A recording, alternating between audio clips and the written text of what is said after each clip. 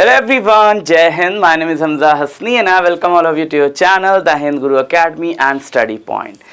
मैंने आपको पिछली क्लास में एक्टिव एंड पैसिव वॉइस के रूल्स बताए थे। आज हम एक्सरसाइज करने जा रहे हैं, तो चलिए बिना टाइम वेस्ट करे फटाफट हम एक्सरसाइज शुरू करते हैं। देखिए पहला सेंटेंस यहाँ पर एक्टिव वॉइस में है, the dog chased the cat. ठीक है, पैसिव बनाना है। रूल्स जो बताए थे मैंने आपको, वो क्या रूल्स थे? पैसिव बनाने का रूल है, सबसे पहले आपको करना है कि यहाँ जो ऑब्जेक्ट दिया गया है उससे सब्जेक्ट बनाइए। The first rule says the object is change into the subject. ठीक है, तो हमें इसको चेंज करना है, सब्जेक्ट बनाना है। द कैट हम पहले लिख देंगे। ठीक है,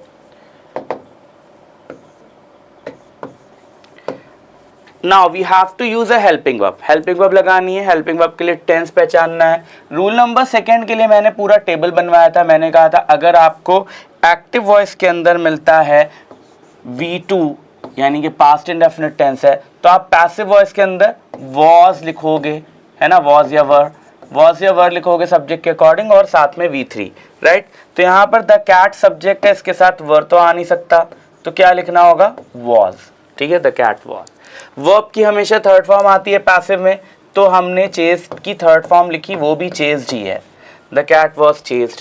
फिर क्या करना है? लास्ट रूल, सब्जेक्ट को ऑब्जेक्ट बनाना है और एक प्रेपोजिशन रखना है जो कि यूजुअली बाय होता है, तो by the dog. Simple and easy.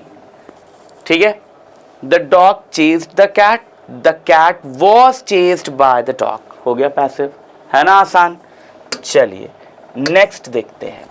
Sentence the peon rang the bell. फिर वही सेम मिल रहा है, पैसिव बनाना है आपको। आपने क्या किया? सिंपली सबसे पहले ऑब्जेक्ट को सब्जेक्ट बनाया। ऑब्जेक्ट है the bell. Now helping verb के लिए टेंस पहचानी है, वही हमारा चार्ट काम आएगा। यहाँ पर हम देख रहे हैं इजली कि यहाँ रैंग लिखा हुआ है, यानी कि ये V2 है यानी कि पास्ट इंडेफिनिट। यहाँ पर भी वॉज वर प्लस V3 आना चाहिए, है ना, सेम पहले जैसा है ये भी। तो द बेल सिंगुलर है, इसलिए क्या आना चाहिए? Was. The bell was. Ring की सेकेंड फॉर्म रैंग होती है, थर्ड फॉर्म रंग होती है। ठीक है, रिंग रैंग रंग, RING ठीक है। The bell was rung by, फिर जो सब्जेक्ट ऑब्जेक्ट बना दिया, by the peon. Simple and easy. The bell was rung by the peon. कितना आसान है। नेक्स्ट देखते हैं। सेंटेंस है राम प्लेड हॉकी। अब राम प्लेड हॉकी सिमिलर जितने अभी हमने किए दोनों वैसे ही है। ठीक है, पैसिव बनाना है। पैसिव के लिए हमने क्या किया? सबसे पहले ऑब्जेक्ट को सब्जेक्ट बनाया, हॉकी। हॉकी के बाद हेल्पिंग वर्ब चाहिए। यहाँ पर भी साफ साफ दिख रहा है कि भाई ये क्या है? V2 है, V3 है, नहीं V2 है, V2 है ये, यानी कि पास्ट इंडेफिनिट। पैसिव वॉइस में वॉज या वर आएगा और साथ में V3 आएगा। ठीक है, हालांकि प्लेड V2 V3 दोनों होता है, लेकिन यहाँ पर ये V2 है। कैसे पहचाना? क्योंकि एक्टिव वॉइस में V3 बिना हैज हैव हैड के नहीं आता। ठीक है, तो V2 ही माना जाएगा। डायरेक्ट वर्ब है तो V2 माना जाएगा। पास्ट इंडेफिनिट है, पैसिव करेंगे वॉज वर प्लस V3। तो हॉकी भी सिंगुलर है, तो इसके साथ भी वॉज लगेगा। सिंपली आपने वॉज लिखा, हॉकी वॉज प्लेड, V3 है ना, प्लेड बाय राम। कितना इजी है। एक जैसे 3 सेंटेंस कर लिए तो आप भूलेंगे नहीं, है ना। इस तरह से practice makes a man perfect, right. अब देखिए सेंटेंस है Miss Mary teaches us English. ठीक है, अब इसको हम दो तरह से पैसिव बना सकते हैं। क्यों दो तरह से बना सकते हैं? क्योंकि यहाँ पर दो ऑब्जेक्ट्स हैं, अस भी है और इंग्लिश भी है। ठीक है, तो पहले हम अस को मानकर चलेंगे। पहला काम ऑब्जेक्ट को सब्जेक्ट बनाना। अस को सब्जेक्ट बनाया तो अस ऑब्जेक्टिव केस है, सब्जेक्टिव केस है वी, तो मैंने वी लिखा। ठीक है, वी के बाद क्या चाहिए? हेल्पिंग वर्ब चाहिए। हेल्पिंग वर्ब के लिए टेंस पहचाना, टीचर्स SES फॉर्म है, सिबिलेंट सफिक्स फॉर्म है। सिबिलेंट सफिक्स फॉर्म आती है प्रेजेंट में, ठीक है। तो ये वर्ब की एस या ES फॉर्म है, किस में आती है? प्रेजेंट इंडेफिनिट में। प्रेजेंट इंडेफिनिट में आती है तो पैसिव वॉइस में क्या हो जाएगा? प्रेजेंट कंटिन्यूअस वाली helping verb is am are, साथ में V3, ये पैसिव में होना चाहिए, है ना, हमने टेबल में पढ़ा रखा है। वी के बाद हम क्या लिखेंगे? इज, एम या आर? Obviously are. हमें अच्छी तरह से पता है कि एम तो सिर्फ आई के लिए बना है, ही, शी, इट और सिंगुलर नाउन या प्रोनाउन के लिए इज बना है, और we, you, they plural noun pronoun के लिए आर बना है। तो वी आर। वर्ब की थर्ड फॉर्म, टीचर्स की third form taught, second form भी टॉट, थर्ड फॉर्म भी टॉट, टीच, टॉट, टॉट, ठीक है। तो वी आर टॉट। फिर ये जो दूसरा ऑब्जेक्ट है इसे आप एज इट इज लिख देंगे वर्ब के बाद, we are taught English, by लिख करके जो सब्जेक्ट है Miss Mary, Miss Mary. Simple and easy, है ना। दूसरा तरीका क्या है? मैंने कहा क्योंकि दो ऑब्जेक्ट्स हैं तो एक बार हमने अस को सब्जेक्ट बना करके किया, अब एक बार हम इंग्लिश को सब्जेक्ट बनाएंगे। तो हमने क्या किया? हमने लिखा इंग्लिश। अब क्योंकि इंग्लिश तो एक सब्जेक्ट का नाम है, सब्जेक्ट्स के नेम अनकाउंटेबल नाउन माने जाते हैं, सिंगुलर वाली वर्ब लेते हैं, तो is, English is. Third form of verb, teach की third form taught, English is taught, ठीक है। अब ये जो अस है इसको लिखने से पहले हमें टू लिखना पड़ेगा, टू अस। देखिए यहां ऐसा नहीं हुआ था, जब हमने मेन जो हमारा ऑब्जेक्ट है, प्राइमरी ऑब्जेक्ट जो है, लिविंग थिंग्स को जनरली हम प्राइमरी ऑब्जेक्ट्स बना देते हैं, वर्ब के ठीक बाद लिख देते हैं एक्टिव में, और पैसिव में भी हम प्रायोरिटी उसी को देते हैं, उसी को पहले हम सब्जेक्ट बनाते हैं। तो अगर लिविंग थिंग को हमने सब्जेक्ट बनाया है, मेन जो हमारा ऑब्जेक्ट है उसे अगर हमने सब्जेक्ट बनाया है, तो दूसरा ऑब्जेक्ट हम वर्ब के बाद डायरेक्ट लिख देते हैं, कोई प्रीपोजिशन नहीं लगाते। लेकिन अगर हमने सेकेंड ऑब्जेक्ट को सब्जेक्ट बनाया है, ठीक है, पैसिव वॉइस में क्या किया? सेकेंड ऑब्जेक्ट को सब्जेक्ट बनाया है, तो जो वहां मेन ऑब्जेक्ट है उसको लिखने से पहले, लिविंग थिंग वाले को लिखने से पहले हमें टू लगाना पड़ता है, ये याद रखिएगा। तो English is taught to us, फिर बाय लिख करके मिस मैरी, है ना, सिंपल एंड इजी। कितना आसान है, ऐसे करना है। नेक्स्ट, एक्टिव वॉइस कह रहा है राज कॉट द बेल, ठीक है, caught the ball not bell, Raj caught the ball. Simple सा सेंटेंस है। क्या किया भाई? सबसे पहले ऑब्जेक्ट को उठाया, सब्जेक्ट बनाया द बॉल। अब यहां पर क्या है? सिंपल CAUGST बिना हेल्पिंग वर्ब के आ रहा है, यानी कि V2 है, यानी कि पास्ट इंडेफिनिट। पैसिव में वही करना है, वॉज, वर प्लस V3, ठीक है। द बॉल लिखा, सिंगुलर है इसलिए वॉज लगाया, वॉज। कॉट की थर्ड फॉर्म भी कॉट होती है, catch, caught, caught, catch, caught, caught, है ना। तो the ball was caught by Raj. Isn't it quite simple? कितना आसान है। सिंपल ही सेंटेंस आज प्रैक्टिस करा रहा हूं ताकि आप बेसिक चीजें सीख लें, फिर धीरे धीरे हमारा लेवल और बढ़ेगा, ठीक है। Question number 6, children like sweets, ठीक है, पैसिव बनाना है। सबसे पहले स्वीट्स ले लिया, ऑब्जेक्ट को सब्जेक्ट बना दिया, ठीक है। अब स्वीट्स प्लूरल में होता है, अच्छा यहाँ पर देखिए दोनों ही प्लूरल में। वैसे लाइक को अगर समझा जाए तो लाइक क्या है? बिना हेल्पिंग वर्ब के आ रहा है, इसका मतलब ये V1 डायरेक्ट आ गया, ये प्रेजेंट इंडेफिनिट टेंस हो गया। प्रेजेंट इंडेफिनिट है तो प्रेजेंट कंटिन्यूअस वाली helping verb is am are, साथ में V3, ये पैसिव में हो जाएगा। तो पैसिव में अब ये होना है तो क्या करेंगे? स्वीट्स लिखा, स्वीट्स के बाद आर लिख दिया, प्लूरल है, स्वीट्स आर। वर्ब की थर्ड फॉर्म, लाइक की third form liked, sweets are liked, फिर बाय लिख करके चिल्ड्रन। तो सिंपली क्या हो गया? Sweets are liked by children, है ना आसान। Isn't it quite simple and easy? आसान है. Okay. Question number 7. Rita या Rita whatever will take a photograph. ठीक है. क्या किया? पैसिव बनाना है. सबसे पहले ऑब्जेक्ट अ फोटोग्राफ. अच्छा, ये याद रखिएगा कि अगर कोई कॉमन नाउन आपका ऑब्जेक्ट है और आप उसे सब्जेक्ट बना रहे हैं तो उसके साथ लगा आर्टिकल मत छोड़िएगा. उसके साथ आर्टिकल जो लगा वो भी लीजिएगा. ठीक है. तो अ फोटोग्राफ फ्यूचर है, साफ साफ दिख रहा है. विल प्लस V1 यानी कि फ्यूचर इंडेफिनिट. तो कोई भी मॉडल ऑक्सिलरी हो, विल शैल भी मॉडल होते हैं. ठीक है. तो मॉडल ऑक्सिलरी हो तो साथ में बी लगाकर थर्ड फॉर्म लिखना है. तो a photograph will be taken by Rita, है ना. तो सारे रूल्स वही हैं. पहले ऑब्जेक्ट को सब्जेक्ट बना दिया, अ फोटोग्राफ को सब्जेक्ट बना दिया, फिर यहाँ पर जो मॉडल है उसे लिख दिया, साथ में बी लगा दिया, वर्ब की थर्ड फॉर्म बाय लिख करके सब्जेक्ट को ऑब्जेक्ट बना दिया. Isn't it quite simple? Next question.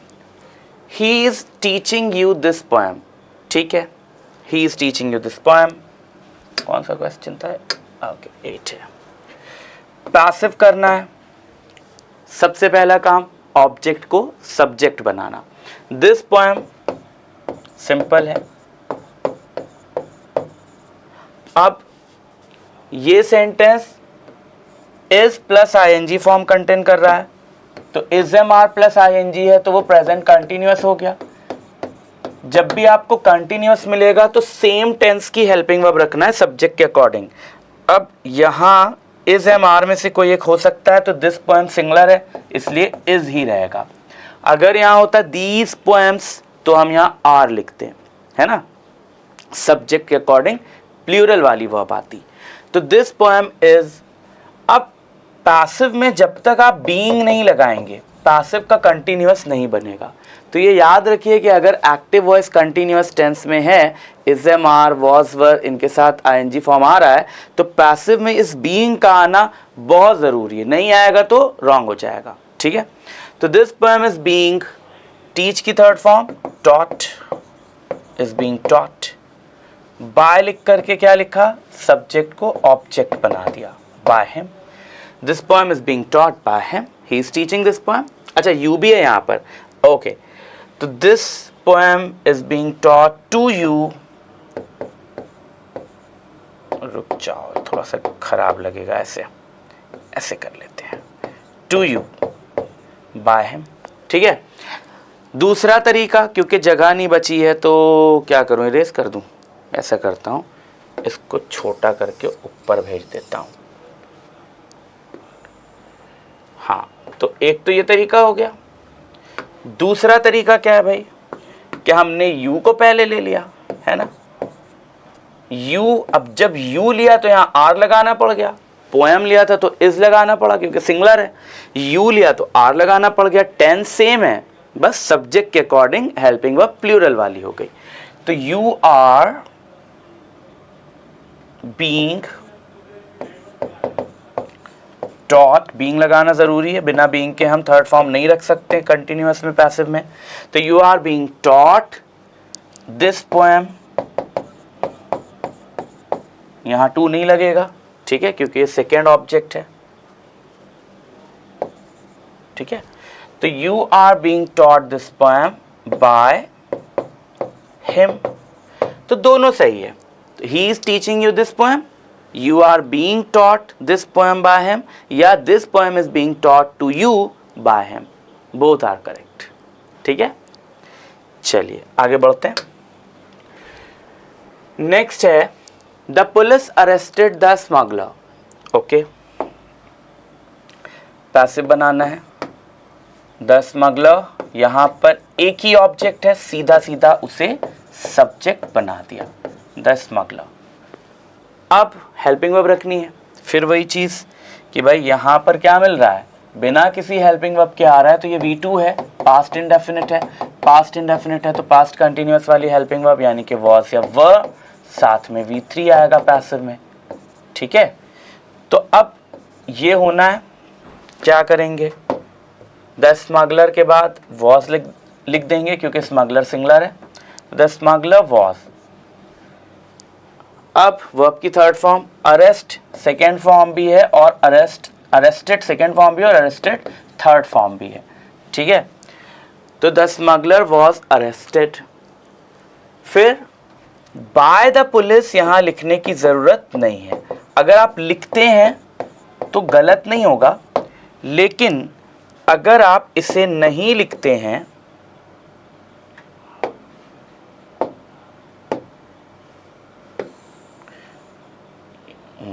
ऐसा कलर है कि दिख ही नहीं रहा है कि मैंने लिखा भी है कुछ, छोड़ो इसी से बना लेता हूं। ये पार्ट अगर आप लिखते हैं तो सेंटेंस गलत नहीं होगा, लेकिन स्टैंडर्ड इंग्लिश में आपको ये पार्ट नहीं लिखना है।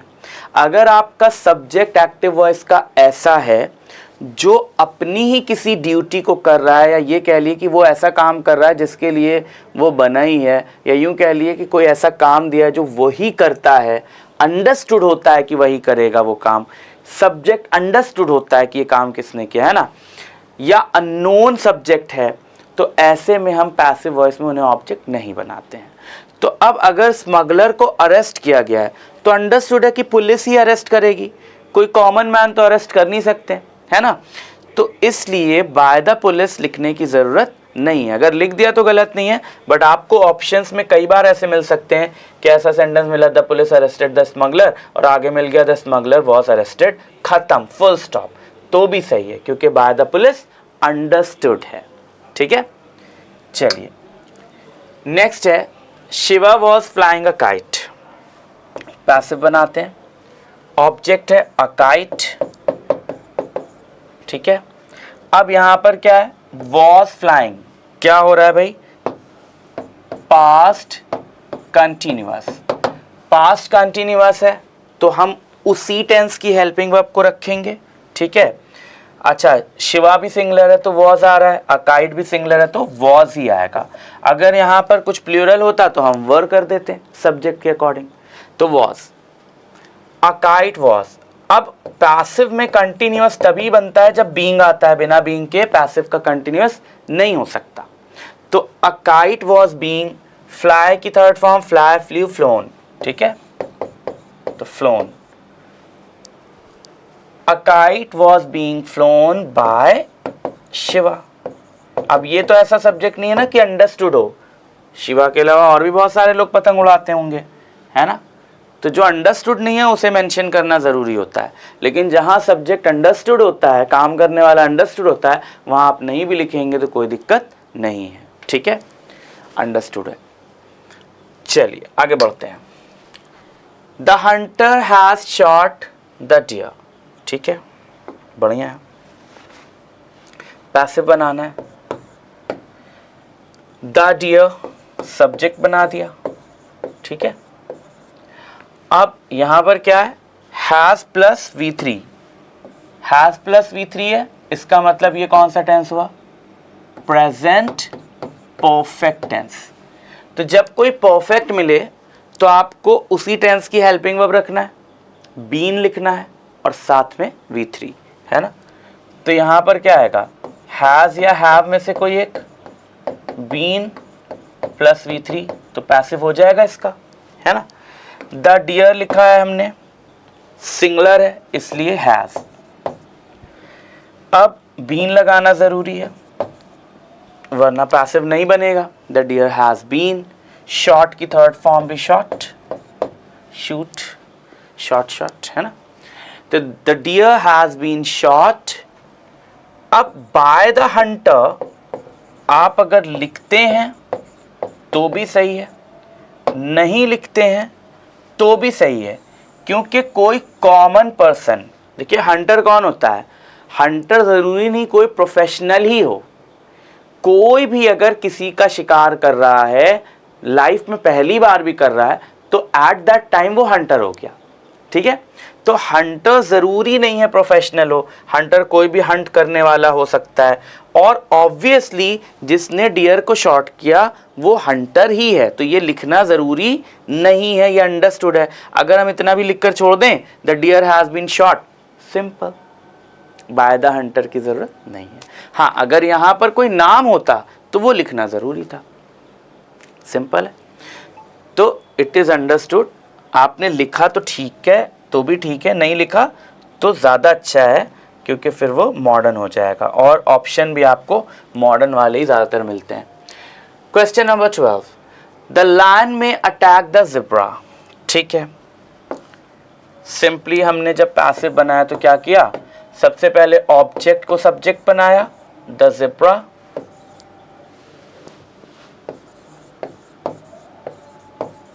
ठीक है। अब यहां पर क्या है, यहां इन्होंने एक मॉडल ऑक्सिलरी यूज कर ली। अब मॉडल आ गया तो हमें पता है रूल क्या है, सेम मॉडल रखिए, साथ में बी लगा दीजिए, ठीक है। तो क्या किया हमने, में एज इट इज लिखा और फिर लिखा बी, द ज़ेब्रा में बी अटैक की third form, attacked by the lion, है ना। अब देखो यहां पर बाय द लायन लिखना जरूरी है, क्योंकि ज़ेब्रा पर अटैक तो टाइगर भी कर सकता है, वुल्व्स भी कर सकते हैं, है ना। तो बहुत सारे एनिमल्स हैं जो अटैक कर सकते हैं, प्रेडेटर्स बहुत सारे होते हैं। तो यहाँ पर्टिकुलरली लायन की बात है, तो अगर नहीं लिखेंगे तो अंडरस्टूड नहीं होगा, है ना, इसलिए लिखना ज़रूरी है। बट अगर मान लीजिए मैंने यहाँ लिख दिया ऐसा कुछ कि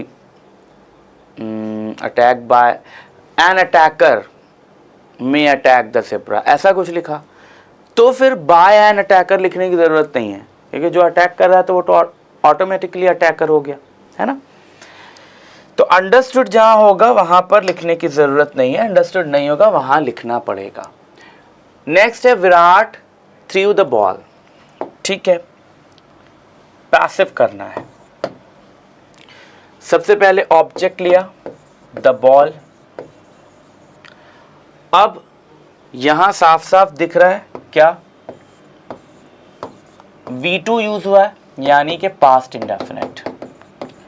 पास्ट इंडेफिनिट है तो पैसिव वॉइस में क्या होना चाहिए, वॉज या वर प्लस V3, यही होना चाहिए। द बॉल लिखा हुआ है, द बॉल के बाद वॉज लिखेंगे क्योंकि बॉल भी सिंगुलर है, द बॉल वॉज। फिर throw threw thrown, third form क्या होती है, थ्रोन, थ्रो फेंकना, थ्रू थ्रोन, तो थर्ड फॉर्म लिखा thrown, the ball was thrown by Virat. कितना सिंपल एंड इजी है ना, the ball was thrown by Virat, right. Okay, next, everyone loves food. बहुत बढ़िया, आपने पैसिव बनाया, पहला काम ऑब्जेक्ट को सब्जेक्ट बना दिया, फूड। फूड के बाद आपने क्या किया, टेंस देखा, यहां पर क्या है, साफ साफ दिख रहा है SES फॉर्म है। SES फॉर्म प्रेजेंट इंडेफिनिट में यूज होती है, ठीक है। तो पैसिव में क्या आएगा, इज एम आर में से कोई एक, साथ में V3, ठीक है। तो हमने क्या लिखा, फूड, क्योंकि अनकाउंटेबल नाउन है, सिंगुलर वाली वर्ब लेता है, तो इज, फूड इज। लव की third form loved, food is loved. फिर बाय एवरीवन लिखने की जरूरत नहीं है, ये अंडरस्टूड है, लेकिन अगर आप लिख देते हैं तो गलत नहीं है, ठीक है। Simple and easy. आगे बढ़ते हैं। My sister has drawn this portrait. ठीक है, क्या किया भाई, पैसिव बनाना है, दिस पोर्ट्रेट पहले लिख दिया, ऑब्जेक्ट को सब्जेक्ट बना दिया, ठीक है। अब साफ साफ दिख रहा है हैज प्लस थर्ड फॉर्म यानी कि प्रेजेंट परफेक्ट। और हम अच्छी तरह से जानते हैं कि जब भी हैज हैव हैड कुछ मिल जाए तो पैसिव में क्या करना है आपको, वही हैज हैव या हैड ले लेना है, क्योंकि यहाँ हैज आ गया है तो हैज या हैव में से कोई आएगा पैसिव में, और साथ में बीन और साथ में V3, ठीक है,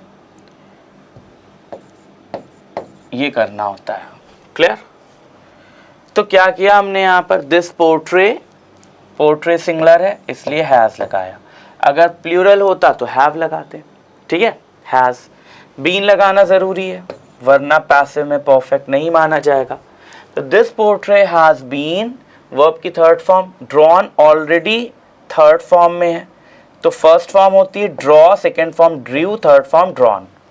ड्रॉ, ड्रीव, ड्रॉन, तो थर्ड फॉर्म लिखना है, लिख दिया। तो this portrait has been drawn by my sister, हो गया सिंपल सा, this portrait has been drawn by my sister. देखिए इसी तरह से बस प्रैक्टिस करते जाना है और फिर एक टाइम आएगा कि आपको रूल्स देखने की ज़रूरत नहीं पड़ेगी, आप अपने आप कर लेंगे, ठीक है। सेंटेंस है people were helping the wounded woman, wounded मतलब घायल, चोट लग गई थी उसे, ठीक है। पैसिव बनाना है, क्या किया, सबसे पहले ऑब्जेक्ट को सब्जेक्ट बनाया। तो अगर किसी कॉमन नाउन के साथ एडजेक्टिव लगा हुआ है तो आप आर्टिकल, एडजेक्टिव और नाउन पूरा लेंगे एज अ सब्जेक्ट, सिर्फ वुमन नहीं ले सकते, द वुंडेड वुमन पूरा लेना है। तो आपने सिंपली लिखा द वुंडेड वुमन, ठीक है। अब यहां क्या दिख रहा है, were plus ING form, were plus ING form यानी कि ये हो गया पास्ट कंटिन्यूअस। तो जब कंटिन्यूअस हो तो सेम टेंस की हेल्पिंग वर्ब, साथ में बीइंग और साथ में V3, है ना। तो यहां क्या आना चाहिए, वॉज या वर में से कोई एक, साथ में बीइंग और साथ में V3, ये पैसिव में हो जाएगा। तो द वुंडेड वुमन सिंगुलर है तो हम वर नहीं लिख सकते यहाँ, क्योंकि सब्जेक्ट पीपल था तो वर लिखा था, बट अब सब्जेक्ट द वुंडेड वुमन हो गया है तो हमें क्या लिखना है, was. The wounded woman was, अब बीइंग लगाना जरूरी है वरना पैसिव का कंटिन्यूअस नहीं बनेगा, वॉज बीइंग। हेल्प की third form helped, the wounded woman was being helped by people, लिखने की जरूरत नहीं है, अगर लिख देते हैं तो कोई गलती नहीं है, बाय पीपल अंडरस्टूड हो जाएगा, ठीक है। बात समझ में आ रही है। तो ऐसे सब्जेक्ट्स आप ऑप्शनली लिख भी सकते हैं, नहीं भी लिख सकते हैं, ठीक है, दोनों सही है। ओके, नेक्स्ट देखते हैं। Sam had taken the medicines before last night, बढ़िया। तो पैसिव बनाना है, आपने क्या किया, सबसे पहले ऑब्जेक्ट लिखा द मेडिसिन्स, ऑब्जेक्ट को सब्जेक्ट बना दिया, ठीक है, द मेडिसिन्स, द मेडिसिन्स हो गया। फिर हेल्पिंग वर्ब चाहिए, टेंस पहचाना, साफ साफ दिख रहा है यहाँ पर, हैड प्लस V3 यानी कि पास्ट परफेक्ट, पास्ट परफेक्ट है तो जब भी कभी हैज हैव हैड मिलता है तो आप सेम हेल्पिंग वर्ब लिखते हैं, साथ में बीन, साथ में V3, है ना। तो हैड आएगा, फिर बीन आएगा, फिर V3 पैसिव में। तो मेडिसिन्स प्लूरल है पर यहाँ टेंशन इसलिए नहीं है क्योंकि यहाँ तो हैड है, अगर हैज होता तो हमें मेडिसिन्स के अकॉर्डिंग हैव करना पड़ता, प्लूरल के अकॉर्डिंग करना पड़ता, लेकिन यहाँ हैड है तो भाई मेडिसिन्स के साथ भी हैड ही चलेगा। तो the medicines had been taken, third form है, टेक फर्स्ट फॉर्म होती है, टुक सेकेंड फॉर्म होती है और taken third form, take, took, taken, तो हमें थर्ड फॉर्म यूज करना है। The medicines had been taken before last night, extra जो है वो भी आप लिख दीजिए यहाँ पर, बिफोर लास्ट नाइट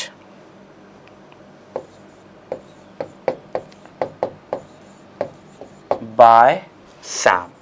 अच्छा, अगर आप चाहें तो बाय सैम यहाँ लिख करके लास्ट में बिफोर लास्ट नाइट लिख दें तो भी सही है, दोनों तरह से सही है, ठीक है। Taken by Sam before last night तो भी सही है, ठीक, डिपेंड करता है कि आप किस चीज़ पर जोर देना चाह रहे हैं। अगर आप जोर देना चाह रहे हैं इस बात पर कि पिछली रात से पहले ही खा लिया, ऐसे तो नहीं करना चाहिए था उसे, दवा तो उसकी सुबह की थी, पिछली रात से पहले कैसे खा लिया, इस बात पर जोर देना है तो पहले बिफोर लास्ट नाइट कहेंगे, बाद में बाय सैम कहेंगे। लेकिन अगर आपको सैम पर जोर देना है कि सैम ने दवा खा ली, है ना, लास्ट नाइट से पहले सैम ने दवा खा ली, खाना किसी और को था, तो आप पहले बाय सैम लिखेंगे।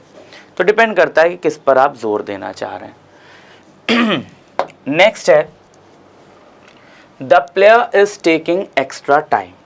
ठीक है, कितना आसान है, देखो पैसिव बनाना है, एक्स्ट्रा टाइम को हमने सब्जेक्ट बना दिया। अब इज टेकिंग साफ साफ यहां पर दिख रहा है कि भाई ये है प्रेजेंट कंटिन्यूअस। कंटिन्यूअस टेंस होता है तो सेम टेंस की हेल्पिंग वर्ब यानी कि इज, एम या आर में से कोई एक, साथ में बीइंग और साथ में V3। सिंपल, यही तो रूल है।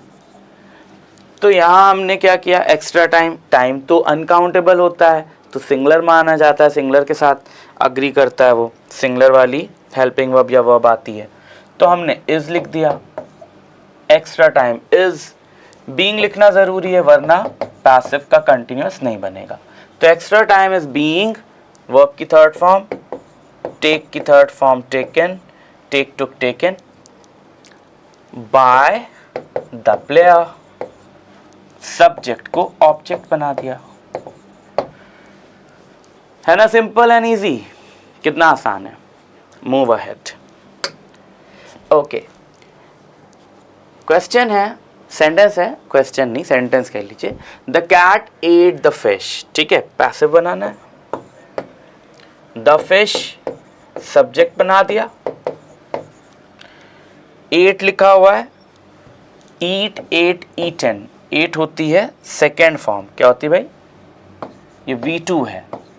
ठीक है, यानी कि पास्ट इंडेफिनिट, पास्ट इंडेफिनिट है तो पास्ट कंटिन्यूअस वाली हेल्पिंग वर्ब आती है पैसिव में, वॉज या वर आएगी, साथ में V3 आएगा। तो क्या किया, the fish was eaten, eat, ate, eaten, third form eaten. ठीक है, बाय द कैट, बन गया सिंपल सा, the cat ate the fish was eaten by the cat. Last sentence आज का। इसके बाद नेक्स्ट सेशन में मैं थोड़े टफ सेंटेंसेस, अलग तरह के सेंटेंसेस लेकर के आऊँगा। जैसे अभी तो हमने सारे असर्टिव किए हैं, ठीक है, अब हम इंट्रोगेटिव करेंगे, फिर हम इम्पेरेटिव करेंगे, फिर हम उन वर्ब्स को देखेंगे जिनके साथ बाय नहीं लगता, दूसरे प्रपोजिशंस लगते हैं, फिर हम कुछ ऐसे पैसिव वॉइस देखेंगे जो थोड़े बहुत आपको मतलब याद करने पड़ सकते हैं कि इसका इस तरह से बना लेते हैं, राइट, थोड़ा डिफरेंट, राइट। तो पैसिव आपका 4-5 दिन में कंप्लीट हो जाएगा। तो अब देखते हैं पैसिव करना है भाई। She will have done it by tomorrow, object यहाँ पर इट है, ले लिया ऑब्जेक्ट को, सब्जेक्ट बना लिया इट।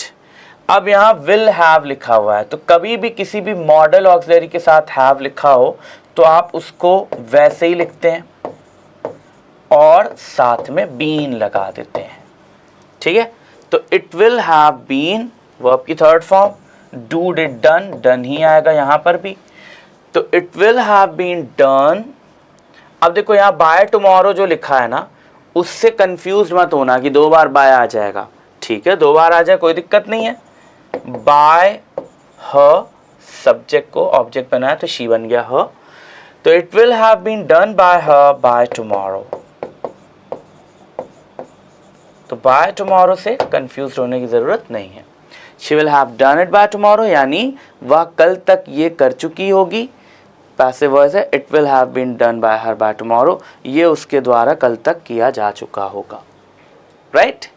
तो ऐसे हमें करना है पैसिव। रूल्स को अच्छे से माइंड में सेव कर लीजिए और उसमें भी जो मैंने सेकंड रूल बताया, उसकी जो टेबल बनवाया वो अच्छे से माइंड में सेट कर लीजिए। हेल्पिंग वर्ब, वर्ब की फॉर्म आपके माइंड में एक बार सेट हो गई ना, तो टेंस भी आप अच्छे से कर पाएंगे और एक्टिव पैसिव भी अच्छे से कर पाएंगे। फिर आगे नरेशन पढ़ेंगे, उसमें भी बहुत काम आएगा आपका वो वाला टेबल, ठीक है, क्योंकि हेल्पिंग वर्ब, वर्ब का जो एक कॉम्बिनेशन है वो समझना बहुत ज़रूरी होता है। ठीक है, तो आज के लिए इतना काफ़ी है। मिलते हैं नेक्स्ट लेक्चर में और भी अच्छे सेंटेंसेस के साथ।